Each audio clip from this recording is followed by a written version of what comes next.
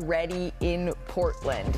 He agreed to a 3-year, $42 million contract to return to the Blazers after being waived by the Bucks earlier this month. The 9-time All-Star, he will likely miss the entire upcoming season, recovering from an Achilles injury, but he returns to the team that drafted him in 2012. And I love that they already had the locker room ready for his return. Our senior insider, Shams Charania, is here with more. Shams, there were a lot of teams interested in Damian Lillard. Beyond sort of the heartfelt story, who else was in the mix? And why did he ultimately choose to go back to Portland? Malika, over a dozen teams made minimum and mid-level exception offers to Damian Lillard. Two teams in particular, I'm told, that Damian Lillard really considered, and that's the Boston Celtics and the Minnesota Timberwolves. He held calls with both teams at different points. But to be in Portland, back home with his 3 young kids, that was by far the most important factor, I was told, in his return to the Trailblazers. And he was going to spend the year rehabbing in Portland anyways from that Achilles tear. But to return to Portland, the franchise that he obviously is an icon in, that meant a lot to him. He held multiple meetings with general manager Joe Cronin and head coach Chauncey Billups at his house in the last few weeks. So he goes back 3 years, $42 million. He's one of 2 players, along with LeBron James, to have a no-trade clause right now in the NBA. So a return to Portland made sense for him on a lot of different levels. And this next season, Malika, he's going to be earning $70 million between his Bucks salary and his Blazers salary. In 2 years, before his player option in 2027, he has a guaranteed $141 million over the next 2 years. I mean, I know that he will be sitting out likely all year, but making $70 million to do that isn't so bad if you want to look at the glass half full here. The recovery process, though, is going to be long. What are his expectations, Shams, for when he might return to the court?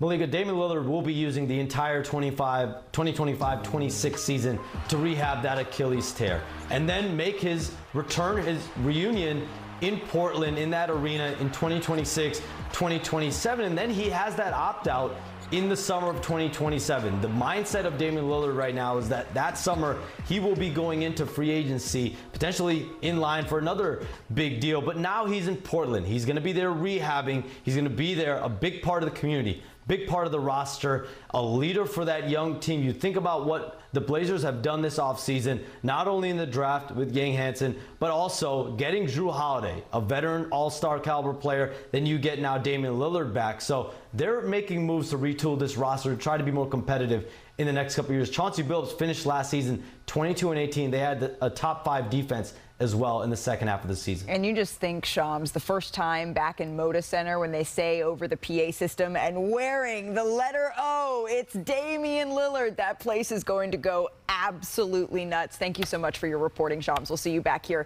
in just a little bit. Udonis Haslem, Bobby Marks, Iman Shumpert joining me now. I'm going to start with you here, UD. Your first reaction when you saw that Damian Lillard is going back to Portland? Excitement, excited. I'm happy for Dame. I understand who Dame is as a person. I understand the things that are important to Dame. It's his love for his family and his loyalty to the city of Portland. He loves the city of Portland. He never really wanted to leave, but he wanted to put himself in a position where he can fight and contend for a championship. And his love for his family is very important for him. I look at that situation in Portland and I say, yes, he's not going to play the year that's coming up, but he has the opportunity to mentor some great young players. He has the opportunity to be next to Chauncey Billups, who's a champion. Dame is obviously a Hall of Famer. They just brought in James Posey, who's a champion. Drew Holiday's a champion. So when you look at Scoot Henderson, when you look at Sharp, when you look at Klingon, when you look at all these young guys, Yang Hansen, the guy who they got from China, when you look at all these young guys, this is really an opportunity for these young guys to really learn from some of the best guys that have played the game of basketball. Without a doubt, I got to second him there. Like, having Damian Lillard in a role now where he doesn't have to produce 40 points. It's just going to be a year for him to talk to guys, make sure guys are in the right position, make sure guys are working out to make themselves better in their own right. Then when he joins the team the following year, we'll be able to look at what he can do and see if he can go a little bit less on the Dame time and just be more, honestly, big shot. Be more Chauncey Billups in that idea of I'm going to direct traffic a little bit more. I'm going to put guys in positions to be successful. I'm not trying to win a scoring title. I'm trying to win a title. Right, and waiting now with Scoot Henderson maybe or a Shaedon Sharpe mentoring those young guys, because with no Anthony Simons on this team anymore, they really have a ability to step up this year. I completely understand, and I think it's so wonderful, the family part of all of this as well, Bobby. But looking at this deal from the Blazers' point of view, how should they be looking at this? I think, Malika, you look at it in two different ways here. Okay. I think the first way is that he's an extension of Chauncey Billups' coaching staff this upcoming year, certainly rehabbing from that Achilles injury. As Sham said, the likelihood is that he's not going to be playing. You've got all these young players, as Aman and UD has said, certainly Scoot Henderson and Shaedon Sharpe and Donovan Clingan. So for right now, it's the extension part as far as when he can get back healthy. And then the second part is then on the basketball court. How is the pairing with Drew Holiday work? How does that work next year?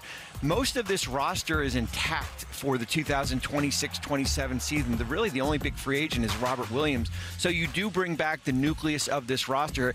The other thing, too, Malika, when he left in 2023, that roster was not very good.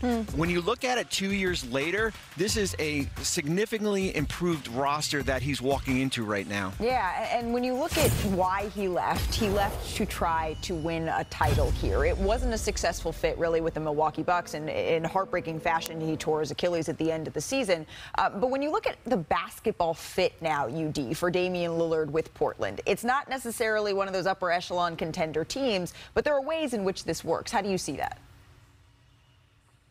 Obviously, the mentorship the first season, but then the second season you come in and everybody knows how great Dame is, controlling the pace, handling the ball, scoring the basketball. But I also feel like he has the opportunity to play next to a great guard who can defend on both ends. Who can play both sides of the basketball court. When you look at what Milwaukee was able to do with Drew Holiday at the point guard, when they were 11th in offense, but they were #1 in defense. So when you look about Dame going back to Portland, yes, Dame is going to score a lot of points, but when you talk about a team who finished 5th in defense last year in the second half of the season, this is another opportunity to get one of the best two-way players in the league. You saw the impact that he had with Milwaukee winning the championship. You saw the impact that he had with Boston winning the championship. So when you put one of the best clutch players in the league next to one of the best two-way players in the league, you really have a good backcourt for these young guys to learn from. Without a doubt. When he talks about a guy playing both sides of the ball, Drew Holiday has been talked about at that position, and not just the point guard position or the shooting guard position. He's been mentioned as a combo guard. Right. He can guard 1 through 3. Guys that can do that can make it to where you guys can switch on defense. Those type of things is what Damian Lillard has never had. Even though he's had C.J. McCollum, him and C.J. McCollum were not together to be a prominent defensive guarding team. Like they weren't supposed to be out there guarding things and cutting the head off the snake, so to speak. Drew Holiday has always prided himself on that, and he's also prided himself on being able to stand next to a superstar and say, this is where I fit in. The Portland Trail Blazers, they finished the end of last season 23-18. So they put together a little run there, really defensive-minded run where they were able to stack together a couple of wins here. And now they get the most famous Trailblazer in the history of the organization back. The letter O is back in Portland. It is Dame time, but over in Vegas, Blazers rookie Yang Hansen, he knows what time it is as well. So let's head out there now, shall we hear? Shup, look, he's saying, yep. There you go, baby. It is Dame time. The clocks are working once again. Excited for his new teammate here. Hansen, though, he has been a summer league sensation. A little baby hook over the left shoulder. Love his patience. Nice. Very, very patient. And then doing it on the defensive end as well here. Watch Hansen. He said, get that out of there. Yeah. Swats that one away. And then in the fourth quarter here, break this one down for me as he gets downhill on the pick and roll. What's wild about him is his ability to keep away with the ball. You see a lot of guys that big, you're thinking they're going to go over the top, but he does a lot of scoop shots and getting right to that. There's some finesse there for sure. Bronny James having a solid summer league as well. Gets inside, hits the floater there, and then later in the corner here, Shump, James. Nice little dribble move, gets inside. Playing with dude. Tough layup. He finished with 18 points in this one. Playing with dude, y'all making him mad. But how about this play from Jordan Walsh? Hey! Leaks it out the other side for the windmill slam. He finished with 17 and 6. The Celtics get the 9-point victory in this one. All right, checking in on Con Knipple. How about we pick this one up? Contested 3 here on the right wing. This is what he did all through college. Shoot or shoot. Nice. And then in the third here, Knipple. tracks down the loose ball, and then throws a crazy over the head to P.J. Hall, who makes the layup there. That's a lot of Jokic, huh? Yeah, clearly, eyes in the back of his head. And then here, going to work. Nice little baseline jumper. He had 19 points, 5 rebounds, 6 assists in this one. The Hornets loved him going into the draft, and they were able to get their man. Charlotte gets the win in Las Vegas. Still to come on NBA Today, let's head to WNBA All-Star Weekend. Kelsey Plum, she will be competing in tonight's three-point contest, and she joins us next. Plus, the Hawks, they have a big Trae Young decision coming. So Shams, he is back to tell us exactly what is at stake